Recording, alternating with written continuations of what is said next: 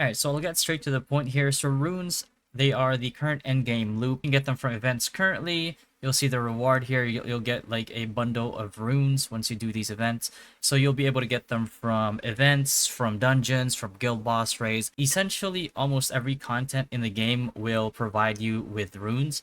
But the most major thing right now currently is probably the challenge dimensional circle, which you're going to be spamming a lot of these in the end game. So those are generally the ways that you can get these runes. Now, before we move on to the rest of the details about the runes, let me talk to you about hammers first. So what are hammers? So hammers are basically these things called rune hammers that open up rune slots in your gear. So you can see this right here. You can start unlocking this right away. So if I were to open this one, it would open that up for me. And if I tried to do it on a tier 2 weapon or piece of equipment, it's going to cost me a bit more than say like a tier 1 piece of equipment. So as you can see, as just as an example, if I were to open this one up on a piece of accessory, tier 1 purple, it will cost me 1 hammer. If I did this on a tier 1 piece of weapon, it will cost me 2, and for T2 it'll cost you obviously a lot more. For arc boss weapons, they're kind of considered as tier 1 weapons, so they cost the same as a tier 1 piece of equipment, and you will be constantly farming these hammers until eventually you get the combination that you want, because there are things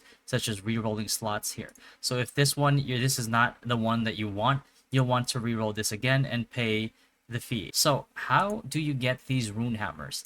There are certain ways, like battle passes, that you will be able to get them, which is in a way it is considered pay to win, and I'm not going to tackle that right now, but that you can get these through the battle pass shop. And I know some people will argue that that is pay to win because it is in a very limited form, but the thing is, you're going to be doing so much of these challenge dungeon grinds that it's not even going to matter, because you're going to get so many runes from these that you're going to dissolve them. And that brings us to the next way that you can get these hammers. These hammers are basically crafted, right? You can craft them using rune fragments. So you get these rune fragments essentially by dissolving the runes that you have. So you're gonna get a lot of duplicate runes, runes that you don't need, runes that you don't want, and you're gonna be dissolving them and then essentially crafting these hammers to get the results that you want, right? That's going to be your end game loop. This is going to be something that you're going to be doing a lot of. That's the most basic, the most common way that you're going to be getting these rune hammers, and they may or may not add certain things in the future. Like I know very recently they added another way to get rune hammers where it's a quest that you can do at level 50. So they're slowly rolling out easier ways to get this, and I'm pretty sure with the trajectory that they've been heading towards, they're making all these improvements that are incredibly free to play friendly. It's incredibly friendly for everybody in general. Now we're gonna get to the next part, which is this Rune Synergy list.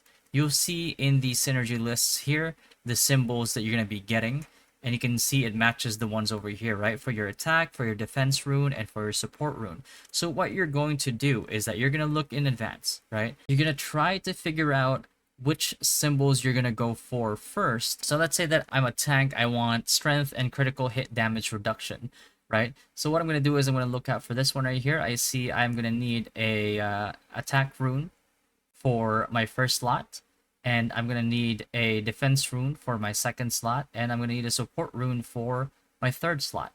So one thing to note is that if you don't get the symbol that you want, you're going to have to reroll it, and this is one of the reasons why you kind of want to figure out what combo or what rune synergy you want first, because you want to plan out what symbols you want on here. So one thing to note is that red or attack runes has a lower chance than the other two. So it's a bit of RNG, and that's why it's called an endgame loop. So you're trying to open these up as much as you can and pray that you get. And of course, I get 2 attack runes on the slots that I don't want. Unfortunate. Anyway, this would actually be a PvP DPS's dream here, getting this, because you can see it is shield block penetration chance with attack in the middle. So that is unfortunate that I got. God damn it.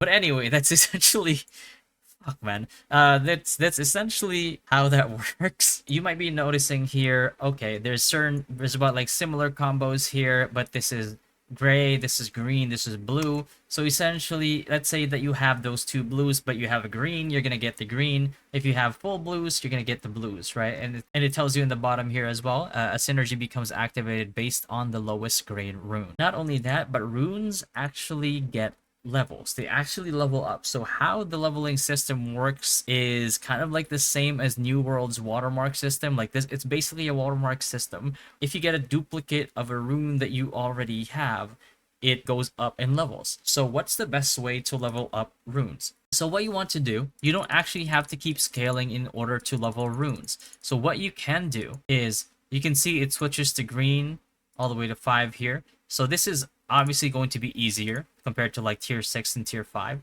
right? So what you're going to do is you're going to spam tier 5 because you're going to get these basic gray runes.